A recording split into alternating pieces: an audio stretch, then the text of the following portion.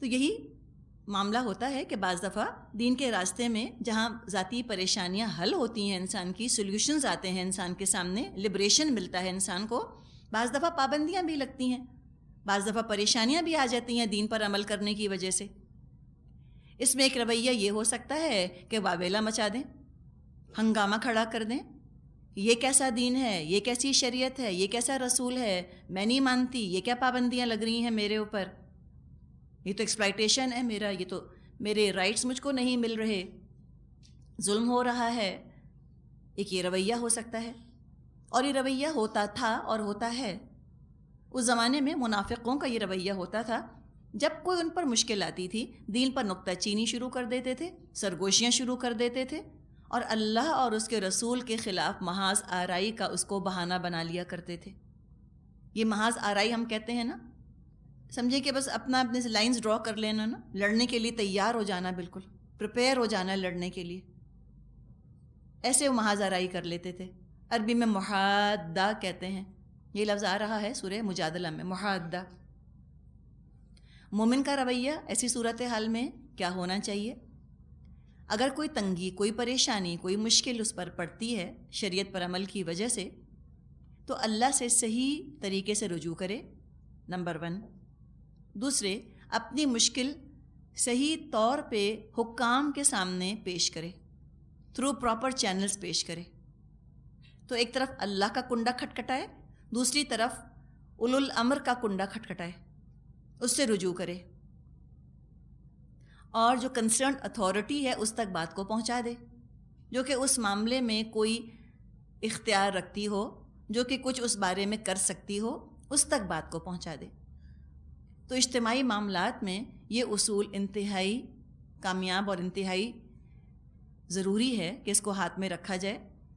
ہوتا یہ ہے کہ کہیں کوئی اجتماعی کام کے لیے لوگ جمع ہوں، چاہے وہ دین کا کام، چاہے دنیا کا کام، چاہے وہ کمیٹی پارٹی ہو یا آپ کسی سیکولر کاز کے لیے جمع ہوں، جو بھی ہو، کوئی بھی اس کے اندر ہو، جہاں بھی آرگنائزیشن ہوتی ہے، جہاں بھی کوئی جماعت بنتی ہے، لوگ جمع ہو کر کوئی کام کرنا شروع کرتے ہیں، تو ایسی جماعت کے لیے، اجتماعی کام کے لیے، کلیکٹیو ایفرٹ کے لیے بڑے مورلز ہیں ہمارے لیے یہاں پر ان آیات میں۔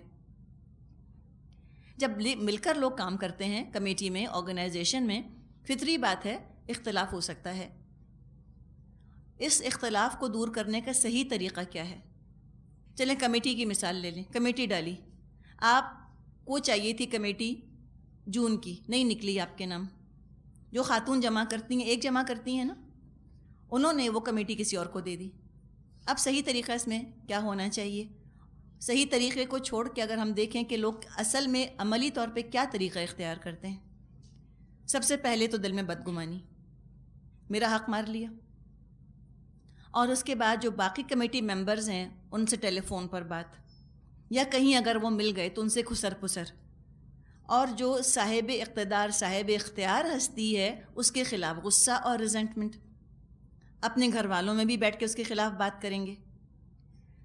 جس سے اختلاف ہوتا ہے اس تک شکایت نہیں پہنچاتے، ادھر ادھر بیٹھ کے ارریلیونٹ لوگوں کے سامنے اپنا دکھڑا بیان کرتے رہتے ہیں، جس کو کہ نجوہ کہا ہے اسلام نے، سورہ نساء میں پڑھا تھا نا ہم نے، نجوہ، سرگوشیاں، چھپی سرگوشیاں کرنا، ہر ایک کو بات بتاتے ہیں، ہر ایک کو بتاتے ہیں، اور بات کا جو ہے وہ بتنگڑ بنتا چلا جاتا ہے، حل کچھ بھی نہیں نکلتا، مسئلہ سالو نہیں ہوتا، شکایت دل میں رہ جاتی ہے، انسان مظلوم سمجھتا ہے اپنے آپ کو، سب لوگوں کو پتہ چل جاتا ہے کہ یہ بہت اپسیٹ ہے، اس کو اتنی شکایتیں ہیں ایڈمنسٹریشن سے یا اتھارٹی والے لوگوں سے، سب کے دل خراب ہوتے ہیں اور حل نہیں نکلتا اس کا۔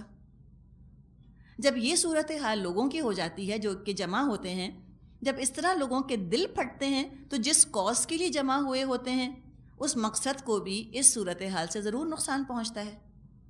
انسان کے اندر خلوص نہیں رہتا نا، توانائی نہیں رہتی، آپ کا دل کھٹا ہو جاتا ہے، دل اٹھ جاتا ہے، نہیں جانا، اچھا نہیں لگ رہا جانا، دل خراب ہوا ہے، بدگمانی اتنی ہے، اور یہ آپس میں سارا یہ کر رہے ہیں، اور جس کے خلاف شکایت ہے اس کو پتہ ہی نہیں، کہ جانے نہ جانے، گل ہی نہ جانے، باغ تو سارا جانے ہے، سارے باغ کو بتا دیا دکھڑا اپنا، اور بیچارے پھول کو کچھ پتہ ہی نہیں کیا ہو رہا ہے۔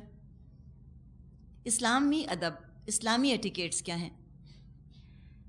پہلی بات یہ کہ اسلام نے اختلاف کو بند نہیں کیا، اختلاف کرنا منع نہیں ہے۔ جب اللہ تعالیٰ نے ہمیں ذاتی تشخص کا احساس دیا ہے، ہمیں سیلف کانشیس بنایا ہے، ہمیں عقل دی ہے، اپنی عقل سے ہم صورتحال کو دیکھتے ہیں، انفر کرتے ہیں، نتیجہ ڈرا کرتے ہیں، تو یہ تو نہیں ہو سکتا کہ دو لوگوں کی عقلیں، حالات ایک جیسے ہوں۔ بالکل دو لوگ اپنی اپنی عقل استعمال کریں گے، ہو سکتا ہے ان کو اتفاق رائے ہو جائے، ہو سکتا ہے کہ اختلاف رائے ہو جائے، ہو سکتا ہے کنسنسس ہو جائے، ہو سکتا ہے کہ ڈفر کریں۔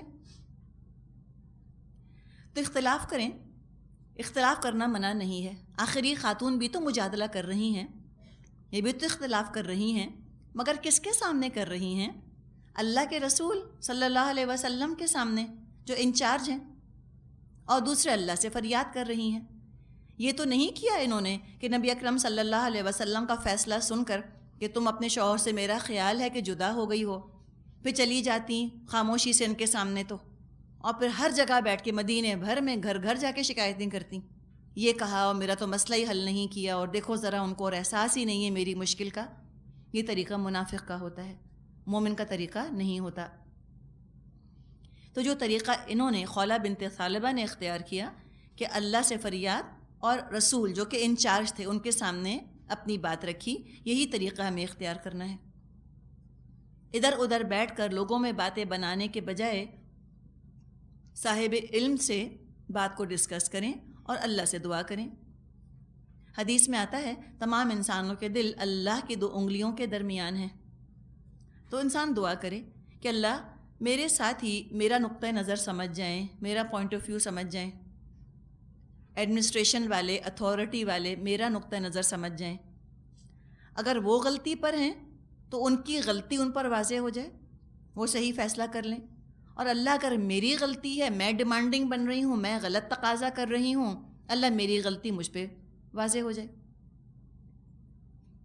تو بات کے اظہار پر، ایکسپریشن پر پابندی نہیں ہے، فریڈم آف ایکسپریشن ہے، لیکن اس فریڈم آف ایکسپریشن کو آزاد نہیں چھوڑ دیا، انہارنسڈ نہیں چھوڑ دیا، ہارنس کیا ہے، چینلائز کیا ہے۔ تھرو پراپر چینل تم اپنے اختلاف کا اظہار کرو، تاکہ باتوں کا طوفان نہ کھڑا ہو، تاکہ یہ اختلاف جو ہے یہ کمزوری کا، تباہی کا باعث نہ بنے، بلکہ اس طرح کلیش آف ویوز جب ہوتا ہے، کلیش آف اوپینینز جب ہوتا ہے، تو اس سے کوئی مثبت صورتحال سامنے آئے، کوئی پازیٹیو چینج سامنے آئے، نیگیٹو نہ آئے، ایسا ہو جس میں کہ سب کا بھلا ہو جائے۔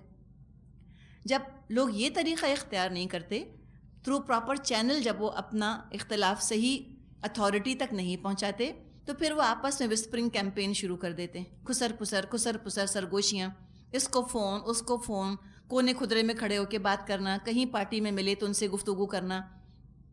اس سے ہوتا یہ ہے کہ کوئی بھی آرگنائزیشن، چاہے وہ اسلام کو ہم لے لیں پورا، یا ہم کسی پرائیویٹ آرگنائزیشن کو لے لیں، اس میں اس کی جڑیں اندر سے کھوکھلی ہونے لگتی ہیں، وہ ہلنے لگ جاتی ہے پوری چیز، اس میں خرابی آ جاتی ہے۔ تو جو یہ کام کرنے والے لوگ ہیں، نجوا کرنے والے، وہ کبھی مخلص نہیں ہو سکتے، اور یہ شیطان کا بہت بڑا ہتھیار ہے نجوا۔ بعض دفعہ خلوص کے نام پہ، بعض دفعہ نیک نیتی کے نام پہ، بعض دفعہ کریکشن اور اصلاح کے نام پہ وہ یہ گناہ ہم سے کرواتا چلا جاتا ہے اور ہمیں احساس نہیں ہوتا۔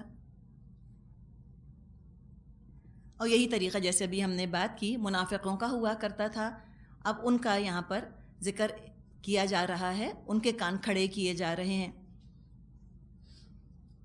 فرمایا ان الذین یحادون اللہ ورسولہ کبتوا کما کبت الذین من قبلہم وقد انزلنا آیات بینات وللکافرین عذاب مہین۔ جو لوگ اللہ اور اس کے رسول کی مخالفت کرتے ہیں وہ اسی طرح رسوا کر دیے جائیں گے جس طرح ان سے پہلے کے لوگ رسوا کیے جا چکے ہیں۔ ہم نے صاف صاف آیات نازل کر دی ہیں اور کافروں کے لیے ذلت کا عذاب ہے۔ یحادون لفظ استعمال کیا گیا ہے، محادہ، ہا دال دال اس کا مادہ ہے، ہا دال دال سے ایک لفظ محادہ بنا ہے، حدود بنتا ہے، حدید بنتا ہے، بہت سے الفاظ بنتے ہیں اس سے۔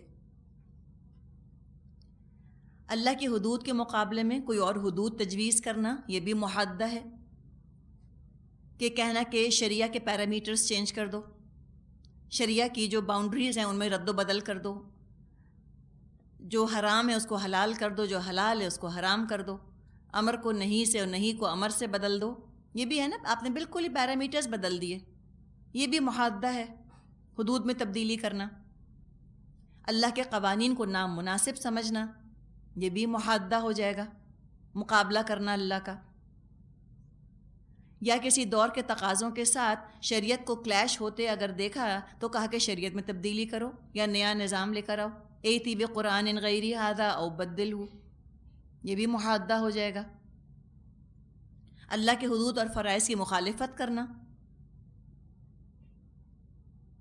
یہ بھی محادہ ہے. یا دوسرے قوانین بنانا شریعت کے خلاف، یہ محادہ ہو جائے گا. ہاں، اگر شریعت کے دائرے کے اندر رہتے ہوئے قانون سازی کی جائے کوئی حرج نہیں ہے، شوق سے قانون بنائیں، لیکن سپریمیسی قرآن اور حدیث کی ہونی چاہیے. تو اسلام کے اندر ایسی بات نہیں کہ قانون سازی کا اختیار ہی نہیں دیا گیا ہے، وائڈ اسکوپ آف لیجسلیشن ہے، بس لمٹ کیا بتا دی، لا تقدموا بین یدی اللہ و رسولہ، اللہ رسول سے آگے مت نکلنا. محادہ، یہ جو ہا دال دال مادہ ہے، اسی سے لفظ حدید بھی بنا ہے. حدید کا مطلب ہوتا ہے لوہا. کسی چیز کی تیزی، قوت اور شدت کے لیے بھی یہ لفظ استعمال کیا جاتا ہے. سورہ قاف میں پڑھ چکے ہیں نا ہم، فَبَصَرُكَ الْيَوْمَ حدید، آج تیری نظر تو بڑی تیز ہو گئی ہے.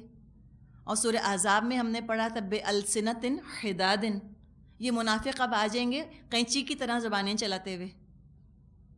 تو محادہ کا مطلب ہوتا ہے شدت کی مخالفت، دشمنی عداوت میں شدت پیدا ہو جانا، مخالفت پر کمر کس لینا.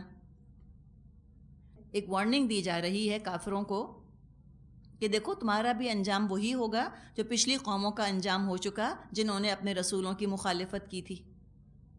اور منافقوں کے لیے یہودیوں کے انجام سے عبرت دلائی جا رہی ہے کہ کس طرح مدینے سے وہ نکالے گئے. سورہ حشر میں ہم بنو نذیر کے بارے میں پڑھیں گے. اور اس عورت کی مثال سے صحیح طریقہ واضح کر دیا گیا کہ اختلاف حل کرنے کا صحیح طریقہ اس عورت سے سیکھو. اور وضاحت کے لیے غلط طریقہ بھی بیان کر دیا کہ غلط طریقہ دیکھو کیا ہوتا ہے، یہ طریقہ اختیار نہ کرو. تو حیرت ہوتی ہے بعض دفعہ کہ لوگ کیسے کہتے ہیں کہ قرآن نے عورت کی بے عزتی کی ہے. اس عورت کو تو نمونہ اور مثال بنا دیا ہے مسلمانوں کے لیے کہ دیکھو یہ ہے عقل مندی، یہ ہے حکمت، یہ ہے خلوص. ایسے مسائل کو حل کیا جاتا ہے، مسائل حل کرنے ہیں اس عورت سے سیکھو، خولہ بنت ثعلبہ سے.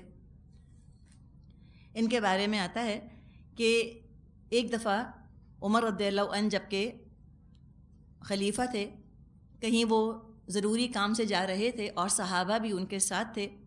وہ جا رہے تھے، اتنے میں ایک بوڑھی عورت نے ان کو راستے میں روک لیا. بہت دیر ان سے وہ سوال جواب کرتی رہی. جب وہ چلی گئی تو بعد میں ان کے ساتھیوں نے کہا کہ آپ نے ایک بوڑھی عورت کے لیے اتنے اہم لوگوں کو انتظار کروایا. تو حضرت عمر نے جواب دیا کہ تم جانتے ہو یہ کون ہے؟ یہ وہ خاتون ہے جن کی بات ساتوں آسمانوں پر سنی گئی ہے.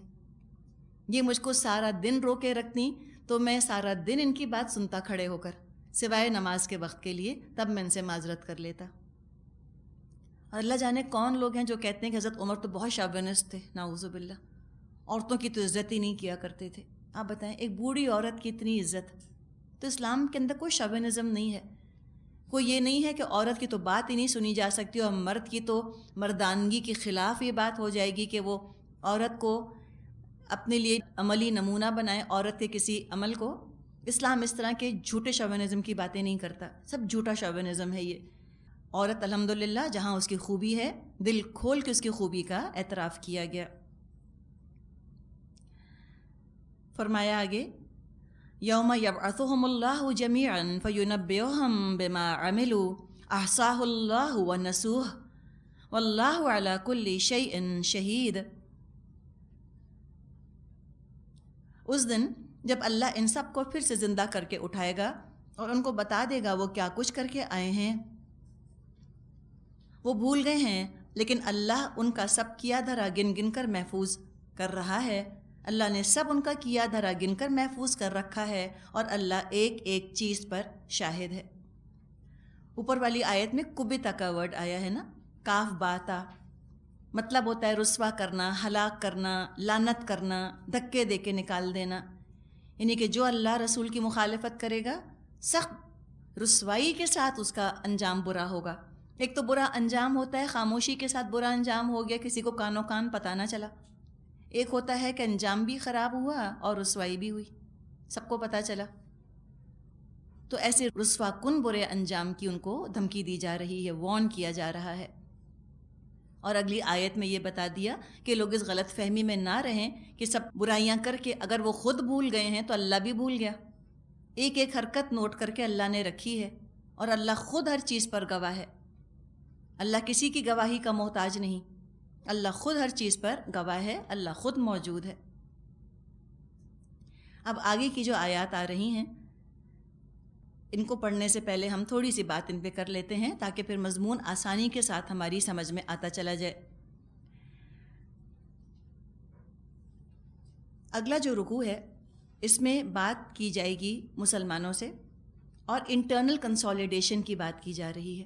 ہم نے شروع میں ذکر کیا تھا نا سورہ حدید ہم جب شروع کر رہے تھے کہ یہاں پہ خطاب نہ کفار سے ہے، نہ اہل کتاب سے ہے، نہ مشرکوں سے ہے، مسلمانوں سے ہے. اور ہم نے انٹرنل کنسولیڈیشن کی بات کی تھی کہ جب جماعت چھوٹی سی ہوتی ہے، چند لوگ ہوتے ہیں، سب کو ایک دوسرے کے اوپر ٹرسٹ ہوتا ہے، اعتماد ہوتا ہے، سب کو سب کے حالات اور سوچ پتہ ہوتی ہے، آسان ہوتا ہے نا چھوٹی سی جماعت کو لے کے چلنا. جب کامیابی نصیب ہوتی ہے اور چیز بڑھنا شروع ہوتی ہے اور لوگ زیادہ آنا شروع ہوتے ہیں تو اس طرح وہ کامن ویو لینتھ پہ نہیں رہتے، اس طرح ان کے اندر انڈرسٹینڈنگز نہیں رہتی.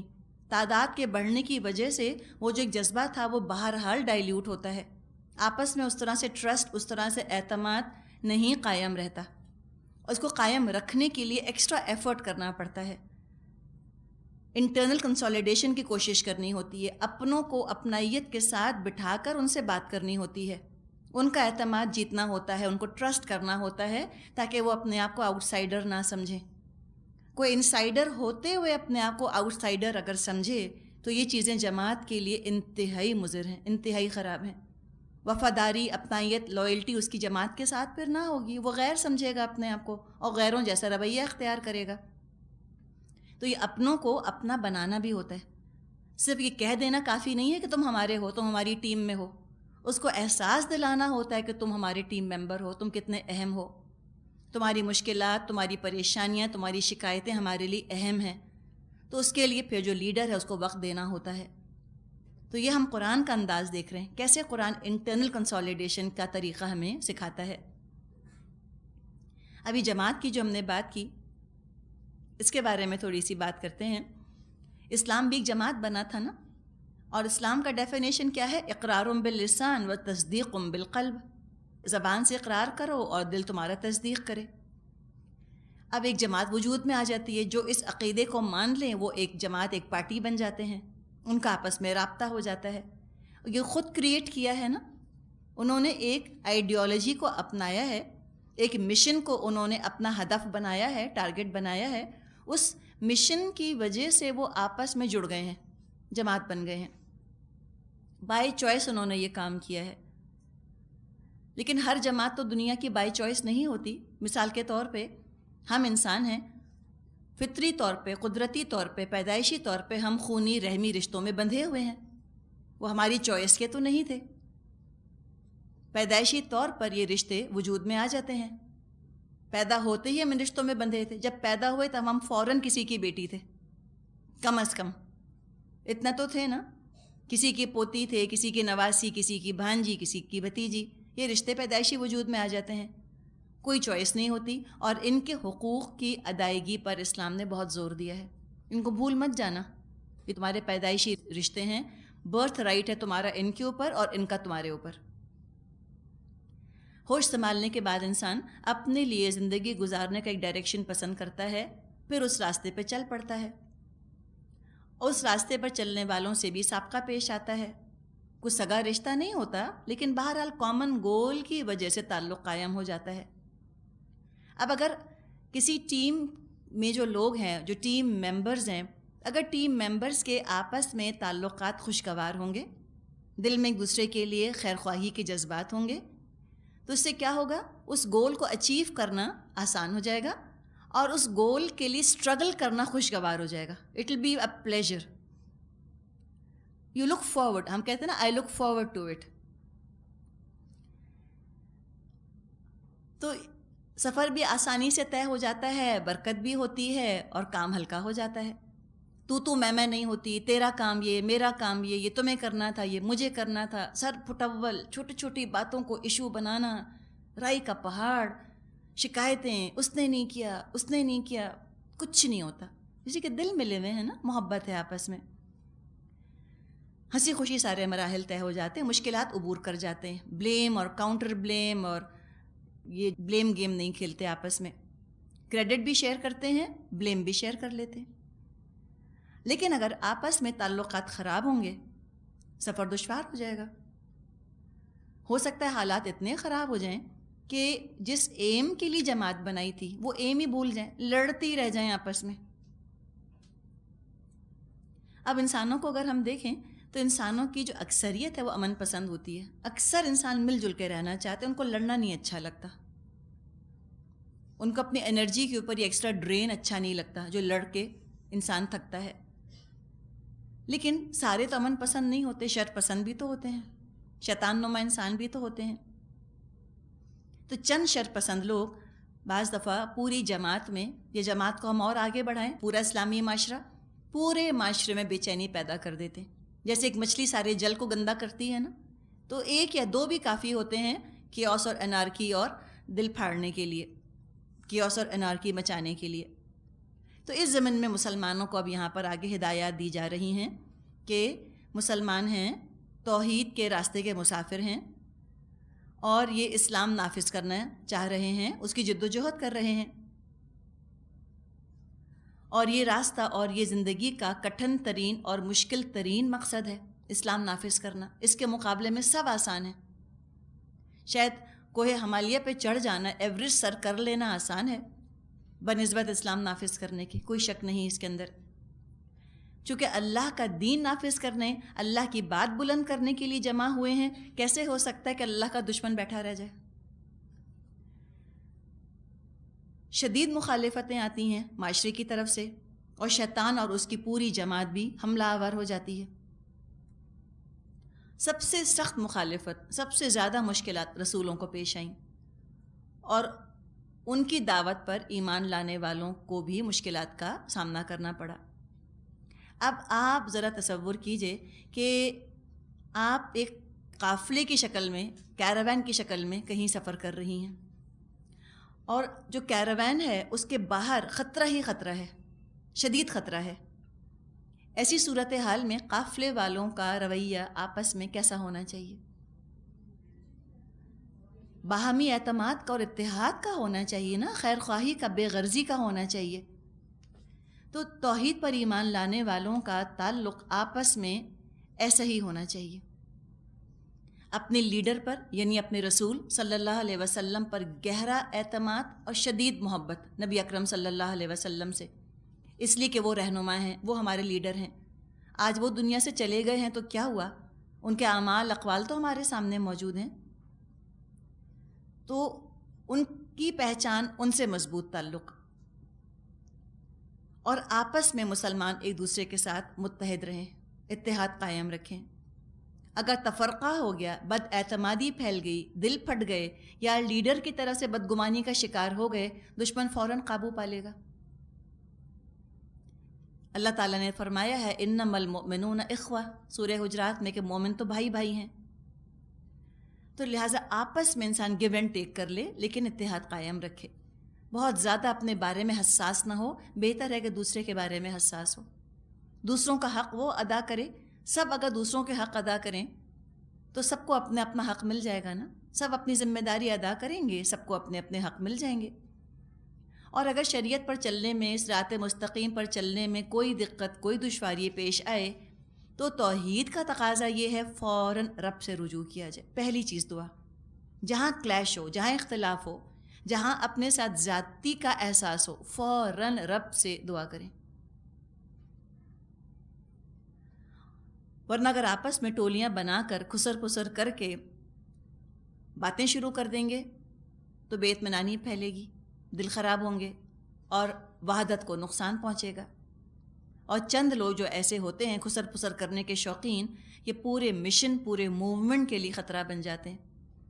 اس کے لیے ایک لفظ استعمال کیا جاتا ہے، کربنگ، ایئر فورس میں استعمال کیا جاتا ہے، کربنگ سیشنز، بس بیٹھ کے کرپ کرپ کرپ کرتے رہنا، یہ ایسا کیوں ہو گیا اور اس نے یوں کر دیا اور مجھ کو تو یہ ذمہ داری دے دی، مجھ کو تو یہ کرنا چاہیے تھا، پیسہ مجھے کم دیا، پیسہ اس کو زیادہ دیا، اس قسم کی باتیں، مظلوم بننا، سیلف پٹی اپنے اوپر، پور می، سب میرے ہی ساتھ ایسا کرتے ہیں۔